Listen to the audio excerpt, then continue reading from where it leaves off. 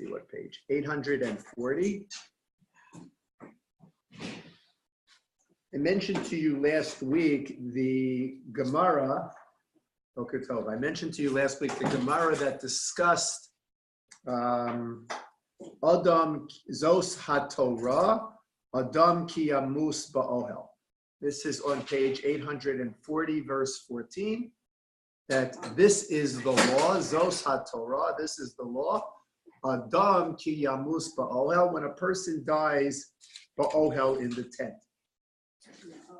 And we learned that this is about Tumas Ohel. This is about the Tuma that comes about when a person is in a room where someone has passed away. When a person is in a room where someone has passed away, so that creates Tuma.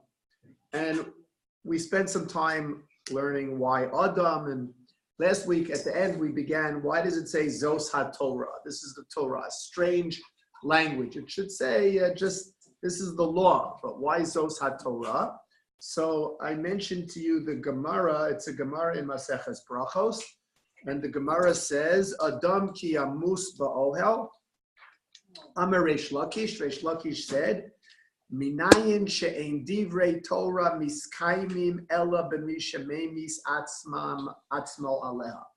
From where do we know, says Reish Lakish in the Gemara, from where do we know that the Torah only is extant, that the Torah only is able to exist in a person, within a person, shememis atzmo aleha, who literally kills himself for it. That's the literal translation. What does it mean, a person who kills himself for it? It doesn't mean, God forbid, that a person should kill himself.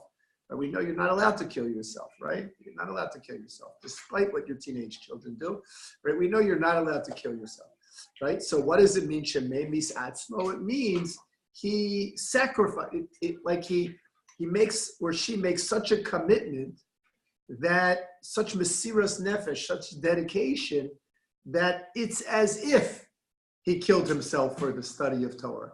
Meaning that that's all he focuses on the study of Torah. He neglects eating and sleeping and all the other pleasures of life, focuses solely on Limud Torah. And when a person demonstrates that kind of mesiras nefesh, that kind of dedication to Torah, so then the Torah will stay with him. What about the rest of us who don't have that dedication? Right? We're not on the level of Adam shememis atzmo aleha. Right? We study Torah, we come to class, we prepare for a class, we give a class, we study Torah, but we're not on that level where it consumes everything about us. So what happens to such a person? So we're told that we forget our Torah.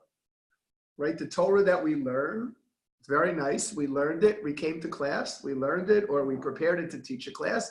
And what happens 3 weeks later, 4 weeks later, 6 months later? We forget it, right? We forget it. And you have to review it and review it and review it and review it. But a person who is memis atzmo ala Torah, a person who learns, who commits himself to Torah with such dedication. So we say about such a person that divrei Torah miskaimim bo. He doesn't forget it. It stays with him, right? Because it's his whole life. It's his whole focus. And that's true with many pursuits in life. If you become, we have an expression called meshuga la'oso davar, right? You know what the word meshuga means, right? Meshuga means crazy, right? Meshuga la'oso davar means you're crazy about this one particular thing, right? This is your focus. Maybe you're OCD, I don't know, but this is your focus. And this is all you care about. This is all you focus on. And in life, sometimes we go through stages where we're meshuga la'oso davar. One thing we're meshuga for, the rest of the world can pass us by. One thing we're meshuga for. But the idea here, when it comes to this idea, that a person who makes that commitment to Torah, the Torah stays with him. He doesn't forget the Torah because it's constantly on his mind. It's constantly there. We have Litza'arenu, to our distress, this past week, we lost the real Gadol Batorah, right? Rav Aaron Leib Steinman, Zecher Tzadik Livracha. Rav Steinman was really one of the Gedolei Hadur, He died this week at 104. And what's amazing is if you look, he actually hand wrote several wills. Now, when we think about wills, we think about, why would we write a will? Because when we're younger, we have to write a will to make sure that if God forbid something happens to us, who's going to take care of our children? How about when we get older? When we get older and the children can take care of themselves, we have a will. Why? So that our family knows how our assets are to be distributed. Steinman didn't write a will like that. He wrote a will about when he dies, his burial should not be at all delayed to allow people a chance to gather. There should be no public words of praise of him. You can find it actually. I saw it. Someone sent it to me, circulating on the internet. He wanted to be buried in a very simple way. He is a very modest person. Which is amazing that at the age of 104, really being a Gadol Hador, one of the greatest halachic deciders of our generation, that he had such incredible modesty, such incredible humility. Why did I bring up Rav Steinman? He was only Torah. Like that was his essence. It was all about Torah, right? Only Torah. This is an Adam Shememis Atzmo. This is a person who literally has such mesiras nefesh. It's all he focuses on. And at the end of last week, we also spoke about how Torah diminishes a person's strength. That when you learn Torah, when you have that dedication to Torah, so it saps your physical energy. We have an expression that to learn Torah, you need two things. You need a cup, right? You need a head. You have to have a brain that enables you to think about what you're learning and to ponder it. And you need a tuchus, right? What's a tuchus? You need a place to sit. You need to be able to sit and to focus and to study, right? You can have the best head in the world, but if you can't sit for 5 minutes, right, so fafalin, so it doesn't help you. On the other hand, you can have the best ability to sit. You could sit for hours and hours and hours, but if you don't have the cup, right, all that sitting is not going to be productive. So you need two things. You need the cup and the tuchus. But the idea here, the idea is when a person has both of those things and is sitting and learning and studying, it weakens an individual. For Talmid Chacham, it weakens an individual. And that led us to the discussion of the responsibilities of a husband towards his wife, physically, if he is a Talmid Chacham, right? Which began the discussion. We know that there are obligations of a husband to a wife and obligations of a wife to a husband.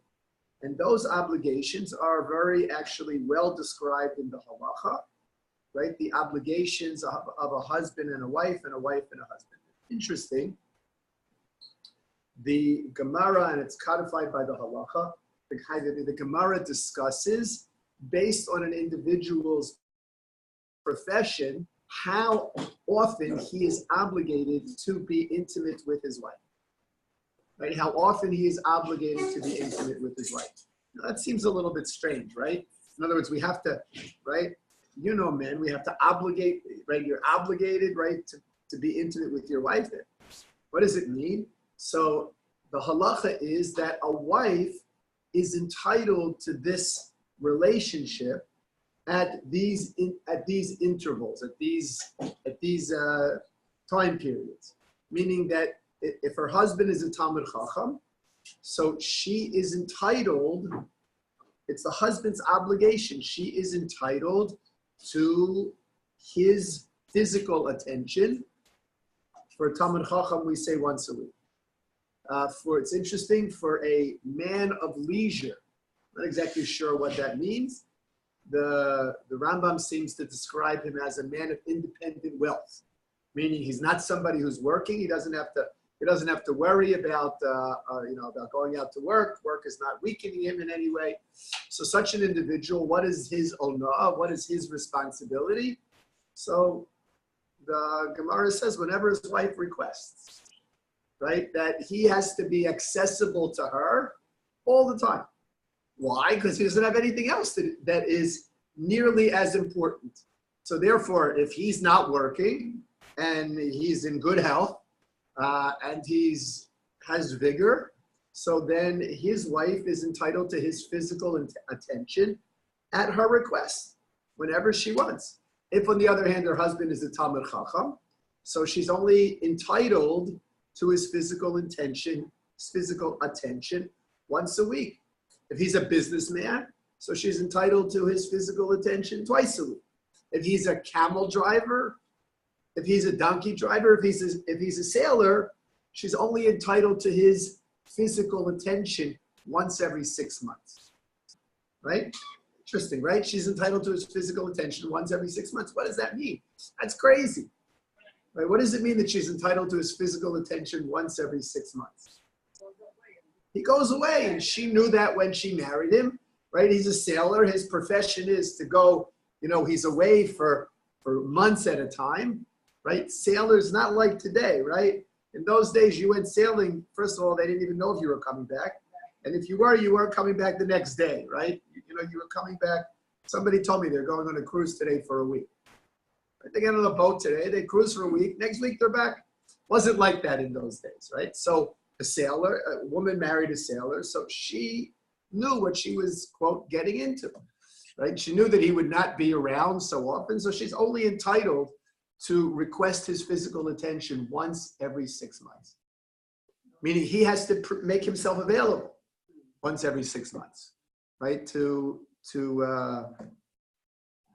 fulfill his obligation to be with his wife. Now it's interesting. What if a woman marries a man who's a businessman? And we said that a woman is entitled to his physical attention twice a week. And he decides he wants to be a sailor. He wants to be a sailor. He's a businessman. Business is not going so well. He decides he wants to be a sailor. Is he allowed to? What will happen? In other words, he's going from, his wife is now entitled to his physical attention twice a week. Now he's going to be a sailor. What's going to happen? She's only entitled to his physical attention once in 6 months. So the halacha is she can say no. She could say to him, you're not allowed to become a sailor. Because when they got married, the expectation was, you're a businessman twice a week. And if I had known that you were going to be a sailor once every 6 months, I never would have married you. So this is it's an interesting discussion, an interesting component of this. That Torah weakens, the Torah study weakens an individual. Adam ki yamus ba'ol. Zosa Torah, Adam ki yamus ba'ol. Interestingly, 840. Interestingly, that's the husband's obligation to a wife. Does a wife have obligations to her husband?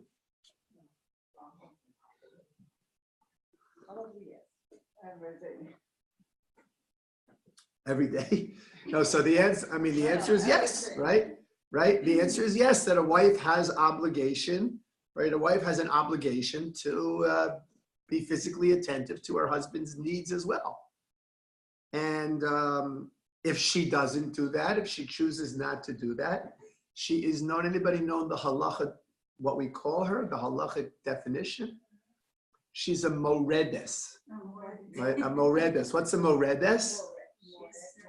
Right? Moredes. She is a mered is a rebellion, right? She is a rebellious woman. She's a moredes. She's a rebellious woman. And since she's a rebellious woman, the Rambam describes all kinds of things, that the Beis Din sends a messenger to her. Ultimately, if she insists on being a rebellious woman, what's the halacha? He divorces her and she forfeits her ksuba. In other words, what is her ksuba? The ksuba, it's not just a physical document. The ksuba is a financial commitment that a husband makes to his wife to ensure that if they get divorced or if he dies, that she will have some resources. But if she refuses to be physically attentive to him, after a certain period of time, he is entitled to divorce her and she forfeits her ksuba. Right? What? That's expressed in the ketubah or no? I mean, is that actually written? It's not actually, no, that's not actually written in the ketubah, but it's written in the halacha. It's from the Gemara, it's written in the halacha. It is part of our obligation. Okay, so an interesting perspective on this. Adam ki yamus ba'ohel. There's a fascinating comment in this Adam ki Zos HaTorah, Adam ki yamus ba'ohel as well. And that is, let me ask you the following question. So we know that a Kohen is not allowed to be mitame himself, right? A Kohen, priest, not allowed to be mitame himself. He's not allowed to touch a dead body. Not only is he not allowed to touch a dead body, he's not allowed to be in the same room, building, under the same roof, in the common space as a dead body. We've learned that already. I want you to think about something in Chumash. Where did Aharon die? On a mountain, right? On a mountain, okay? Where on top of the mountain? A cave. But Aharon went into a cave, and Aharon lied down in the cave, and Aharon died what we call a Misa B'Neshika. Right? He died the kiss. He died by a kiss. He died by a kiss, so to speak. Okay, he died by a kiss. There are actually our tradition tells us two ways to die. You could die by the Malach HaMaves, or you could die b'neshika. Right? When you die by the Malach HaMaves is the angel of death. When you die by the angel of death, it's not pretty. It's a struggle. Right? The angel of death has to force your neshama out of you. Such as? What? Such as illness? Illness, suffering. It's difficult. When the Malach HaMaves takes your neshama, it's a struggle. But Misa B'Neshika, when a tzaddik dies B'Neshika, so the neshama comes willingly. There's not the anguish, there's not the travail, there's not the pain. And interestingly, one of the Mefarshim explains this pasuk to mean that when an Adam dies, that when a tzaddik dies b'neshika, that there's no tumas ohel. There's no, when a person dies in a room, in a building, in a cave, and he dies b'neshika, in other words, he dies through this divine kind of, kiss of death, there's no tumas ohel. No tumas ohel. How do we, like in right? an airplane, if someone drops dead, there's no tumas ohel?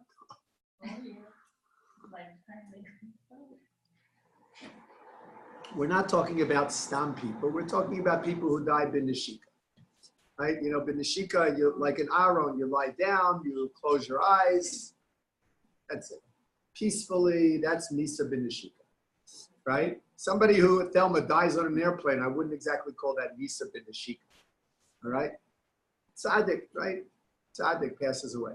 So Moshe was able to be in the cave with Aaron and not become tamid, because Aaron was a tzaddik, he died Misa b'neshika, and therefore there was no tumah. Therefore Moshe didn't touch him, but Moshe could be in the cave with him, and so could his son Elazar, who would become the Kohen Gadol next. They could be together with him in the cave. There was no tumah. It's an interesting idea that a tzaddik, when a tzaddik dies, there's no tumas ohel, expressed by one of the commentaries. La halacha, I'm not sure that it's something that we follow, because it's hard for us to know what's Misa b'neshika today, but the concept makes sense. As an extension of this concept, there's a fascinating Gemara in Masechet Shabbos, right? And let me tell you the story of the Gemara. The Gemara is based on the following story. It actually, this story challenges a statement that was made by Rav Mari. What does Rav Mari say? He says that everybody who dies ultimately returns to the dust, ultimately returns to the earth. That's the process that happens with everyone who dies, right?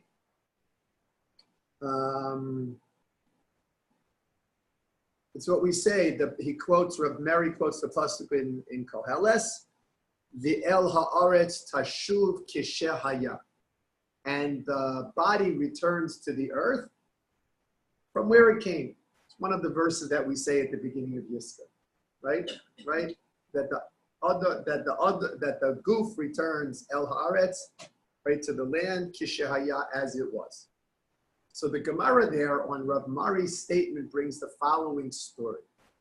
The story occurred in the field of Rav Nachman.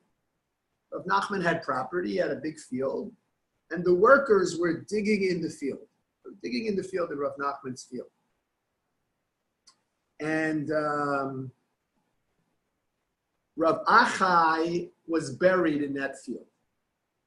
Rav Achai was buried in that field. Now, it's interesting because we don't think about people being buried in fields. We think about people being buried in cemeteries, all right? But a person was, today everybody who dies gets buried in a cemetery. You can't bury someone in your backyard. Not allowed to do that, right? Not even allowed to bury an animal in your backyard. Well, people do that, right? But I think we buried a gerbil once in our backyard. That might have been the extent of it. Right, some goldfish we buried in the bathroom, but I think maybe the gerbil we buried in the backyard. But you're not allowed to bury in a backyard. But in those days, they didn't have cemeteries, so to speak. A person died, the person was buried where there was ground. And in fact, one of the obligations of the Beis Din was to send out agents who every year after the rainy season would mark the burial spots with lime. Right? They would mark the burial spots with lime. Why? So that Kohanim and other people would know that someone was buried here. Because after the rainy season tended to wash away, any markings that were there. So they had people who would go, Beis Din had people who would go out who would put those markings back in place. Right? And hence perhaps a source for us to have a matzeva, to have a tombstone to indicate where someone was buried. But in this case, Rav Achai was buried in the field that was owned by Rav Nachman. It could have been that Rav Nachman bought the field, he didn't even know that Rav Achai was buried there, right? And the workers are now digging in the field, and they dig to where Rav Achai is buried. And the Gemara says that Rav Achai reprimanded them for digging in his burial place. Rav Achai reprimanded them, right?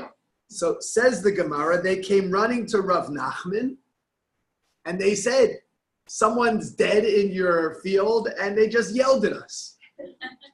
So Rav Nachman goes out to the field. Remember, Rav Achai was buried, right? They dug him up, right? Rav Nachman goes out to the field and he goes to the place where they uncovered Rav Achai, and he says, who are you? And Rav Achai identifies himself. He says, I'm Rav Achai.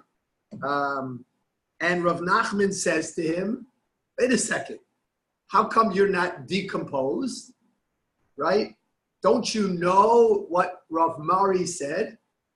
So Rav Achai says, who is Rav Mari? I don't care about Rav Mari, right? So Rav Nachman says, Rav Mari quoted the pasuk in Tehillim. I'm sorry, in Koheleth. Don't you know the pasuk in Koheles? The pasuk in Koheles says, "The el ha'afar tashuv kishaya," that a person's body is going to decompose and return to the earth as it was, right? So Rav Achai says to Rav Nachman, it's just a great story. They're having this discussion, right? Rav Nachman's alive, standing by the grave, talking to Rav Achai, who's in the grave, right? Rav Achai says to him, he says, I don't know about Rav Mari and the pasuk from Koheles, But clearly, whoever taught that to you didn't teach you the pasuk in Mishlei. Right? What is the pasuk in Mishlei? I'm sorry, the pasuk in Mishlei. The pasuk in Mishlei, Perek Yudalid says that a person's bones rot because he's jealous, because of jealousy. Right? A person's bones rot because of jealousy. And if a person is not jealous of other things, right? A tzaddik who's not jealous of other people or what people have or what people accomplish, or a tzaddik who's not jealous, so the idea is his bones are not going to rot. And in fact, right, the Gemara doesn't go on to tell us the end of the story. What, did they bury him back up? What did they do, right? But the idea from this story, and I've heard this story used before, the idea is that we believe that there are certain righteous people whose bodies do not decompose. Right? They're righteous people and their bodies do not decompose. Yeah. For all of us, we know our bodies decompose. We get recycled. Right? We become compost. However you want to look at it.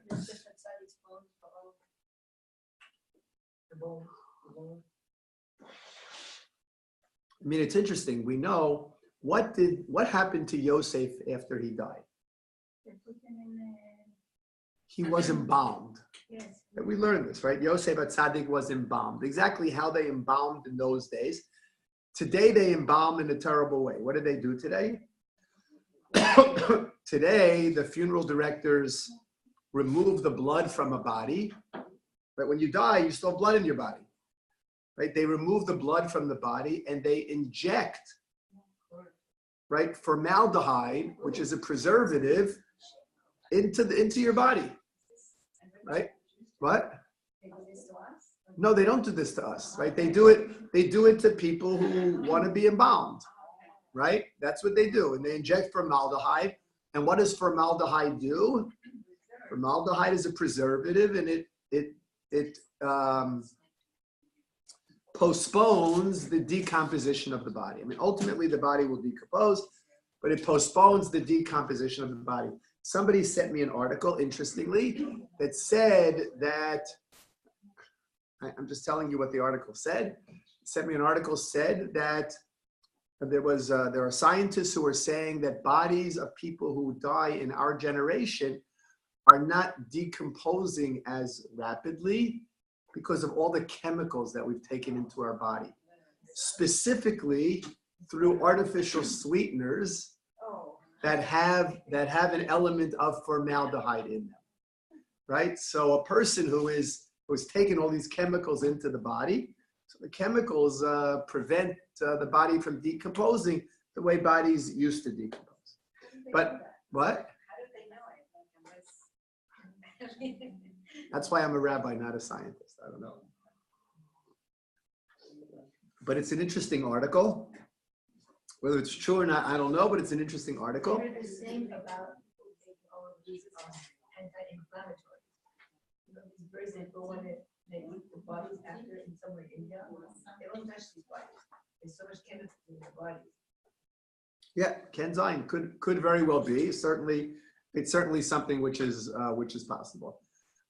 So all right, so there were tzaddikim. I don't think they used artificial sweeteners, but there were tzaddikim, and what happened to the tzaddikim? The tzaddikim, their bodies did not decompose.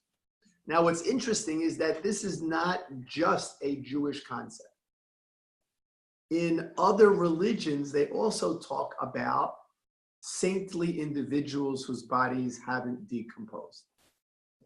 In the Catholic world, they're called incorruptibles. In other words, their bodies have not decomposed, and there are actually places where these people are on display. Right? There are places around the world where in churches, these people are on display. They're in like these glass caskets. They're considered righteous people, holy people, right? Their bodies have, in fact, it used to be that before a person could be declared a saint, So they had to exhume the body and see if the body had decomposed or not. If the body had decomposed, then person can't be proclaimed a saint. About But- Chairman Mao, he's Well, there, you could see him. That could be because his body has been preserved. Yes. In other words, we're not talking about people who had embalming fluid injected into their bodies or I mean, there are also people, there are scientific cases of finding prehistoric people who are perfectly intact because the place where they were buried, the conditions where they were buried, preserved the body. And so you find somebody thousands of years later whose body is intact, whose skin is still soft, right? So, it's not, yes, we have it in our tradition, but it seems that there are others who have it in their traditions as well, that there are righteous people whose bodies don't decompose. Bringing us back to the pasuk is this idea of Adam ki yamus ba'ohel, that a righteous person, according at least to one interpretation, does not create tumas ohel, does not create this tuma of the home. Okay, so this is the understanding of our verse of Adam ki yamus ba'ohel, that a person has to kill himself for Torah, so to speak, and also that a person who is a righteous person and he dies in the ohel doesn't create the tuma in the ohel. There's another interpretation which is brought down in the Gemara, Adam ki yamus ba'ohel, because it's Zos HaTorah, Adam ki yamus ba'ohel, that a person should not refrain from learning Torah even b'sha'as misa. Even as he's dying, he should not refrain from learning Torah. That it's always, that a person should always be focused on learning Torah, and even when the end is near, it's approaching, a person should continue to learn Torah, shouldn't just throw up his hands and say, "Fafalin," right? But should continue to learn Torah. Now it's interesting, because obviously this can only apply to someone who dies without suffering, somebody who dies not in pain, right? Because if you're suffering, if you're in pain, you don't have the ability to focus on Torah. But the Gemara is filled with stories of tzaddikim who, as they were dying, right, were busy learning Torah. And that's this idea of Zos HaTorah, also Adam ki yamus ba'ohel. Now it's interesting, when we say ohel, what kind of ohel are we talking about? What does the word ohel mean? Tent. An ohel means a tent. A tent is a temporary structure. It's not a permanent structure, it's a temporary structure. And what we learn from this is based on a gezerah shava to a word that appears, the same word ohel that appears in Maseches Sukkah. We spoke about what a gezerah shava was, where the meaning is not clear in one place and it's clarified by making reference to another place. So we have this idea in Maseches Sukkah that an ohel, a temporary dwelling, has the status even if it is not made bidei adam, even if it was not created by a person. In other words, let's say it was created by nature. Something which is created by nature can also be an ohel. We might have thought when we first learned this that in order for something to be an ohel, what does it have to be?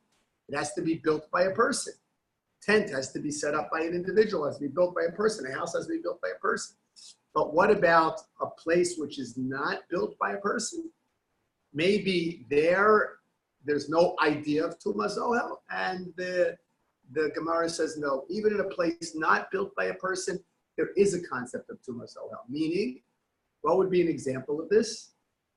So a cave. I explained that example a little bit earlier when Aaron died, right? So you can say, right, Moshe, why would Moshe become Tameh? He was in a cave. That's not a man-made thing.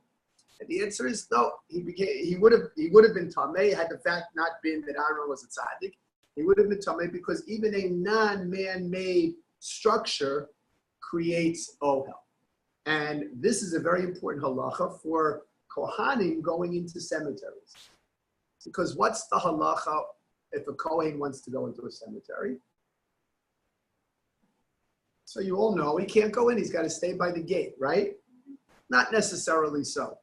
It all depends on the kind of cemetery it is, meaning that if it's an old-fashioned cemetery where the roads are very narrow and the graves are all bunched close together, then there's no way for him to go into the cemetery and to be 6 feet away from any grave.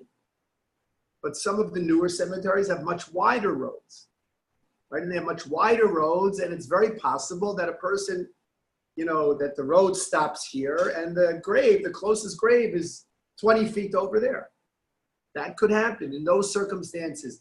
If the Kohen can get to that spot without going through, a 6 feet radius of any other graves, he can be there, right? He can be there. I've had situations where a Kohen has been at a funeral, right? Because he's been able to get into the cemetery and to get to the spot. And the grave is, 20 feet away, 30 feet away, and he stands by the street, by the car, and the funeral takes place, 20 feet away or 30 feet away. So that's something that can be done.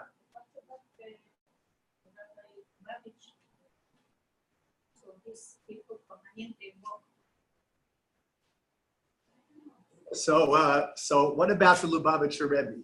In other words, it is impossible to get to the Lubavitcher Rebbe's kever.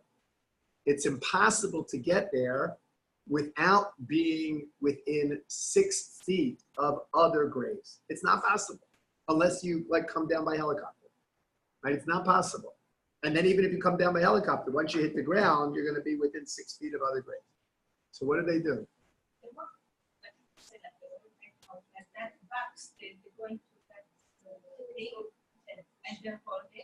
They have a box around, right? Yes. They put themselves in a separate box. It's a very little bit of a bizarre kind of thing.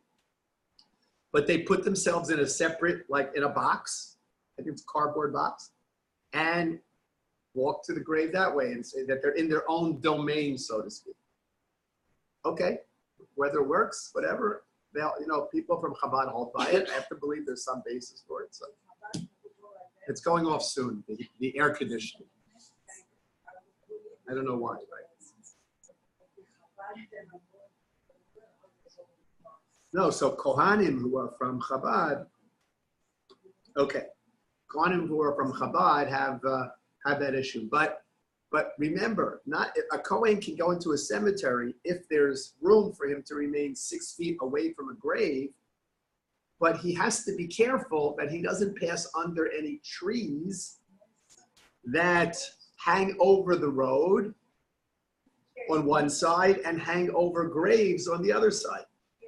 Because if that is even if the road's 20 feet wide and he's driving down the center of the road and there's a tree that he drives underneath the tree and the tree on its other side is over a grave, that's Tumas Ohel. It doesn't actually have to be an Ohel structure, right? It's even a structure that's not made by an individual. A natural structure can create Tumas Ohel as well. It's interesting. I don't know how many of you are familiar with the neighborhood Sanhedrin Morchevet in Israel, the Sanhedrin Morchevet neighborhood. There were, in Sanhedrin Morchevet, there were graves, right?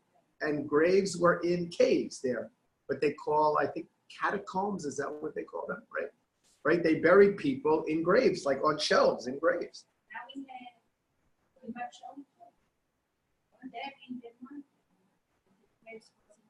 Because they're running out of space. They're running out of space. In some cemeteries in Israel, they bury double layers. They bury, one person is buried, let's say 6 feet down, the next person is buried 3 feet down. And they're running out of room. It's an interesting, okay. So with the time that's remaining, I want to stop here for now. With the time that's remaining, I'd like to talk to you a little bit about Hanukkah. Okay, but what I'd like to do for Hanukkah is actually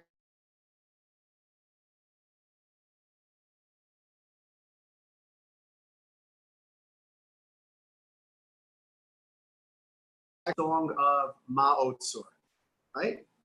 We all know it, right? We're all familiar with it. We sing Ma'ot Tzor. We light the candles. We say Haneros Halalu, and then we sing Ma'ot Tzor. And I think it's pretty universally sung, right? Sung by Ashkenazim, sung by Sfardim, right? Ma'ot Tzor. Now, I don't know if any of you remember this, but I remember growing up, when I was growing up as a young child, Ma'ot Tzor only had 5 verses. It didn't have 6 verses. Anybody remember that? Ma'ot Tzor had 5 verses, right?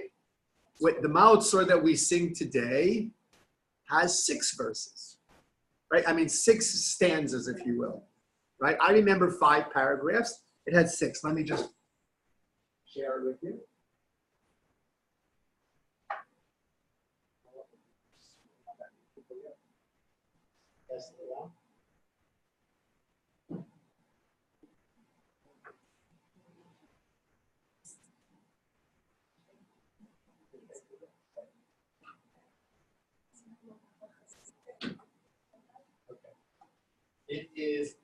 Yes, it is Mordechai and it is Chazak. Yes, we'll see that.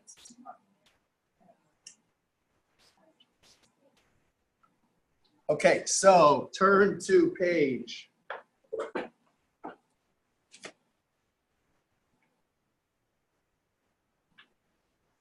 Let's see, 782, 784, somewhere around there. 782, turn to page 782, right? And you see, right, 782, we'll see so the first verse, Ma'os Tzor, okay? The second one, Ra'os Sab'a Nafshi, Devir Kodsho is the third stanza, Kros Komas is the fourth stanza, Yevanim is the fifth stanza. When I was growing up, Ma'os Tzor ended after Yevanim.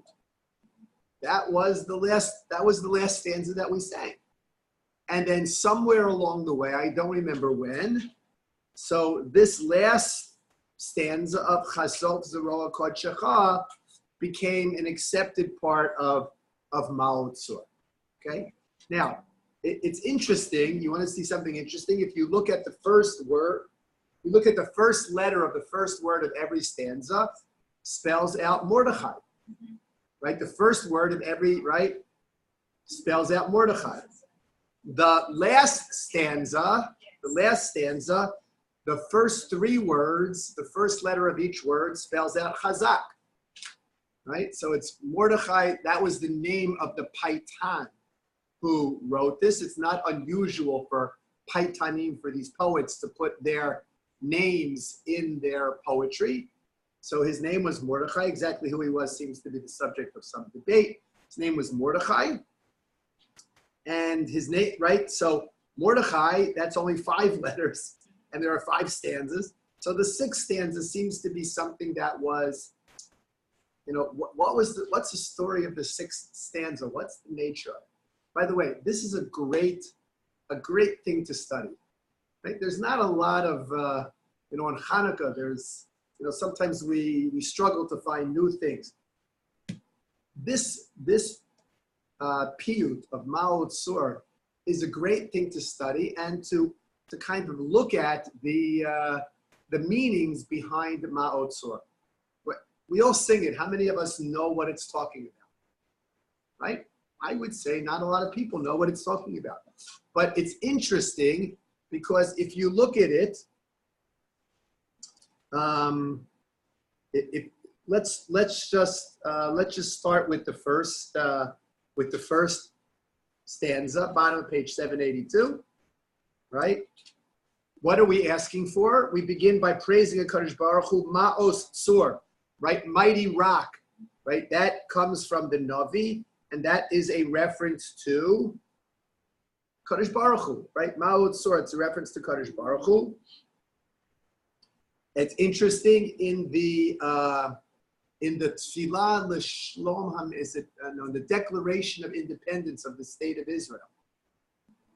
God's name is not mentioned, right? But the word Sur Yisrael is mentioned.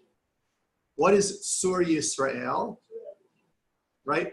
Rock of the Jewish people. That was a compromise. That was the religious Zionists said, how can we have a declaration for a state of Israel without a mention of God? The secular Zionists said, what are you talking about? The compromise was this word tzur that was inserted into the Declaration of Independence. So ma'os tzur, right? Tzur is referring to HaKadosh Baruch Hu. It's interesting, there are those, I also saw an interpretation that ma'ot tzur is actually based on something else, that ma'os tzur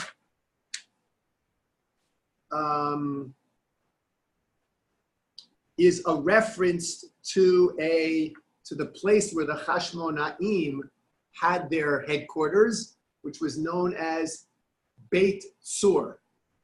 So Maos Tzur, right? From the place of Tzur comes Oz, comes the strength. Okay, one interpretation. But what are we asking for in this first paragraph? Tikon Beis Tefillah Si V'Sham Todah Nezabeah. Kadosh Baruch Hu build the Beis Hamikdash. That's what we're asking Kadosh Baruch Hu to do. Build the Beis Hamikdash, and what's going to happen? Kadosh Baruch Hu, you build the Beis Hamikdash, and we will come before you. We'll offer our sacrifices of thanks, our Karban Todah, right? V'Sham Todah Nizabeach, right? There we will offer our Karban Todah, and we will sing, the songs that were sung in the Beis Hamikdash. We know that the Leviim sang songs every time a Karban was offered. I mean, when the Karbanos Tzibur, when the communal sacrifices were offered, the Leviim sang songs. So we say to HaKadosh Baruch Hu, Azeg Mor B'Shir Mizmor, Chanukah Mizbeach. I'll sing again. Right, Kadosh Baruch Hu, build your Beis Hamikdash. I'm looking forward to it. I'll offer my sacrifices, and we'll hear the singing in the Beis Hamikdash again. Okay. Now, if you look at the next, so that stanza is the stanza that speaks about the general wish of the Jewish people that the Beis Hamikdash will be rebuilt. Certainly appropriate for Hanukkah. What was Hanukkah? The rededication of the Beis Hamikdash, right? So for us on Hanukkah, we're asking Kadosh Baruch Hu, right? This is a holiday that celebrates the rededication of the Beis Hamikdash. Build the Beis Hamikdash for us. Give us this third Beis Hamikdash, which our tradition tells us, at least according to many, this third Beis Hamikdash is going to be built by a Kadosh Baruch Hu. It's going to descend on this world from Shamayim, which is probably the only way that we're ever going to get it on top of our Abayis. That is, if it comes down Mishamayim and crushes everything that's there, all right, it's going to come down, and that's the third Beis Hamikdash. There are some people who say third Beis Hamikdash is going to be built by human beings. I don't know how we're never going to do that, but okay. So we ask in the first paragraph, Hashem, build the Beis Hamikdash, we'll come offer sacrifices, we'll sing again to you. The next 4 paragraphs deal with redemptions from different people who have persecuted the Jews. Okay? So, for instance, the first one, who are we talking about in Ra'os Saba Nafshi? We're talking about Mitzrayim, right? That this is, right, this whole first paragraph is talking about Mitzrayim. Chayai Meiraru Bikoshi, right? What happened? They made our lives bitter. What do we have on Seder night? Bitter herb for the bitterness that they afflicted us with. Beshibud Malchus Egla, right? Through our enslavement to the Malchus Egla. Malchus Egla is a reference to Mitzrayim. So the first paragraph talks about Kadosh Baruch Hu, you brought us out of Mitzrayim, you redeemed us from Mitzrayim. What about the second paragraph? Who is the second paragraph talking about?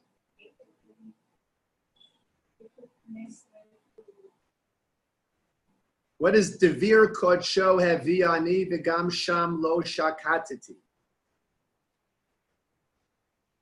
Right, Uvan Noges V'higlani. Who is the Noges? We know that the first Beis Hamikdash was destroyed by whom? Who destroyed the first Beis Hamikdash? The Babylonians. Who was the head of the Babylonians? Nebuchadnezzar. Nebuchadnezzar was the head of the Babylonians. He is referred to as the Noges. Right? The second paragraph is talking about praising a Kadosh Baruch Hu, you redeemed me from the destruction of the second Beis Hamikdash, of the first Beis Hamikdash. Now we know what happened, right? Bnei Israel went into Galus, and then ultimately what happened after that? They were redeemed, right? Bnei Israel were able to go back and to rebuild the Beis Hamikdash. Not everybody from Bavel went back. Those who had nice houses, it seems, did not go back, right? But here was the chance for Bnei Israel to go back and rebuild the Beis Hamikdash. The third, who's the third paragraph talking about? Kiros Komas Berosh Bikesh Agagi Ben Hamidasa. Who is Agagi? Haman. Right? What are we talking about here? We're talking about the story of Purim. The third paragraph is referring to the story of Purim and the Geula, the redemption, right, from Achashverosh, from Haman, right? Agagi ben Hamidasa is Haman. And who's the fourth paragraph talking about? Oh, finally, in the fourth paragraph, what do we get to? We get to the Yevanim, right? So it's interesting. Ma'ot Sur that we sing every night following Hanukkah candle lighting, only the fifth paragraph talks about Hanukkah, right? The first paragraph talks about building the Beis Hamikdash. The second paragraph about redemption from Egypt. The third paragraph is redemption from Nebuchadnezzar. The fourth paragraph is redemption from Haman. And only the fifth paragraph finally talks about redemption from the Yevani, right? From the Greeks, from the Yevani. All right? Yevanim nikbetzu alai. Okay, fine. And there's so much symbolism in all of these things, right? B'nai Bina referring to the, I mean, you just read through it. It's a story of Hanukkah. And now there's a sixth chapter. What is the sixth chapter talking about? Right, so this sixth chapter is talking about the final Geula. We are going to be redeemed from a final oppressor. Look at the second line. Nikom nikmas dam avadecha, right? Avenge the blood of your servants. Me'uma harisha'a, from the evil nation. Who is the evil nation? Look at the last line. Dechei admon, right? Dechei, push away the admon. What does admon mean? Admon, Adom, the red one. Who is the red one? Esav. Esav is the red one. Who is Esav? Right? Labriut. Who is Esav now? Edom, Rome, the church. Right? The church. Right? We in this last paragraph we are asking HaKadosh Baruch Hu to save us from the last persecution, which is the persecution of the church. Now we can understand maybe why this verse wasn't always there, because it might have been censored out of the Ma'ot Sur. As another example, I don't know about you, but when I was growing up, Aleinu did not contain the verse that says Kihem mishtachavim lehebel varik umispalalim el lo yoshia. You know what I'm talking about? Right? You know what I'm talking about? Go to Aleinu. Go back to Aleinu. Turn to page 158. Okay? 158. If you look, there's Aleinu. Look on the third line of Aleinu. At the end of that third line, you'll see there's a parentheses, and the phrase Shehem mishtachavim lahebel varik umispalalim el lo yoshia, that they bow down, they pray to nothingness, right? They call upon a divinity that has no power. Who is that referring to, my friends? The church, right? Why, when we grew up, was it not in here? Because it had been censored out of Aleinu. Think of the melody for Aleinu. Aleinu, right? The melody that we all know for Aleinu doesn't include this verse. Right? Think about it, right? Shelo asanu kigoyei ratzos velo samanu kimishpachos ha'adama. What comes next? Shelo sam chalkeinu kohen. In other words, the melody itself that we grew up with as children and that our children to this day continue to sing doesn't have room for that verse. Because when the melody was composed, that verse was not there. Right? Only in our days, right? In the last, the last 50 years, has that verse become part of Aleinu. Because it was censored out. Right? So it could very well be this last part of, this last part of Ma'ot Tzur, this last paragraph that deals with us asking HaKadosh Baruch Hu to remove the yoke of the Bnei Edom, right, of Rome, of the church, that it was censored out and only later on became part of this. Okay. So tonight, when you sing Ma'ot Tzur, think about all of these dimensions that are included in what you're singing. But I'm not done with it. You all know the melody for Ma'ot Tzur. Ashkenazi, Sephardi, we all sing the same melody for Ma'ot Tzur. Where did that come from? Okay, I want you to listen to this. I'm going to play something for you. I hope it's loud enough.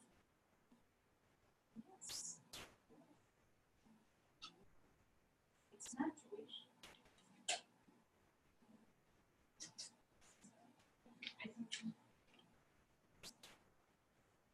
Why am I not working? Oh my God, Symphony Hallelujah.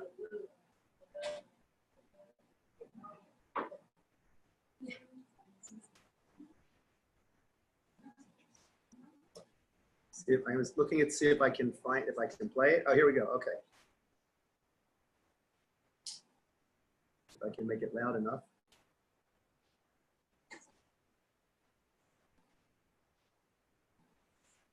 Are we not loading? Come on.